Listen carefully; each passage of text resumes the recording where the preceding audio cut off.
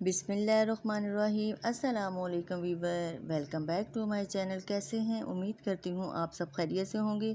आज मैं फिर हाज़िर हुई हूँ एक नई रेसिपी के साथ। आज हम बनाएंगे फ़ालूदा, जो बच्चों और बड़ों की फ़ेवरेट है और गर्मी में तो बहुत ज़्यादा पसंद किया जाता है। तो क्यों ना आज हम फ़ालूदा ठंडा ठंडा घर में ही बनाएं।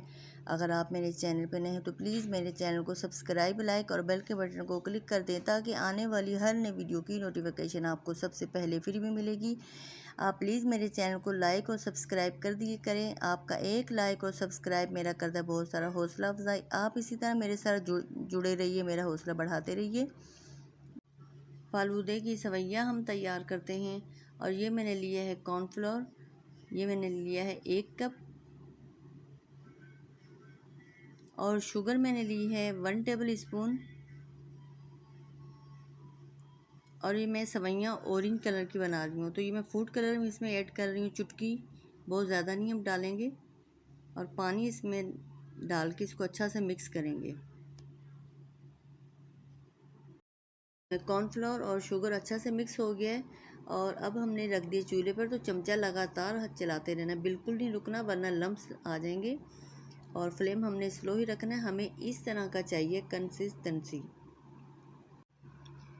चूल्हे से मैंने उतार दिया, ऐसा ना हो कि हमारा और भी हार्ड हो जाए। और ये मेरे पास बोतल पड़ी थी केचप की, इसमें मैं डालूँगी और इसको गरम गरम ही हम डाल के, तो गरम गरम से ही हमारी सवैयाँ अच्छी बनेगी। अगर आपके पास केचप की बोतल नहीं है तो आप शॉपर ले लें, उसमें भी बनाएं तो उसमें भी बहुत अच्छी हमारी सवैयाँ बनेगी। और पानी हमने लेना है ठंडा, बर्फ़ वाला, नॉर्मल भी नहीं लेना जैसे कि कूलर का, वो भी नहीं, ठीक ठाक ठंडा हो, तो तब हमारी सवैयाँ अच्छी बनेगी।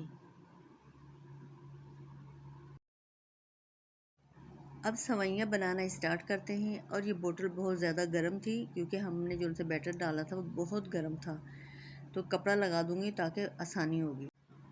ये देखें कितनी अच्छी हमारी सवैयाँ बन रही है। थोड़ी मेहनत तो होती है, लेकिन ये है कि इतनी अच्छी ये बन जाती हैं। और घर में बना के बच्चों को दें, बच्चे बहुत शौक़ से ये खाते हैं।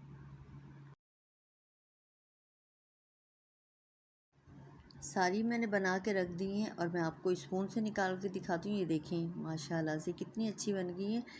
अब हम इसको 1 हफ़्ते तक भी स्टोर करके रख सकते हैं। वैसे तो ये मैंने बर्तन लिया है, तो मलंगा इसमें भिगोऊंगी। पानी मैंने 1 गिलास लिया था, थोड़ा सा और मैं इसमें पानी ऐड कर दूंगी, ताकि ये जब फूलेगा तो मुश्किल ना हो।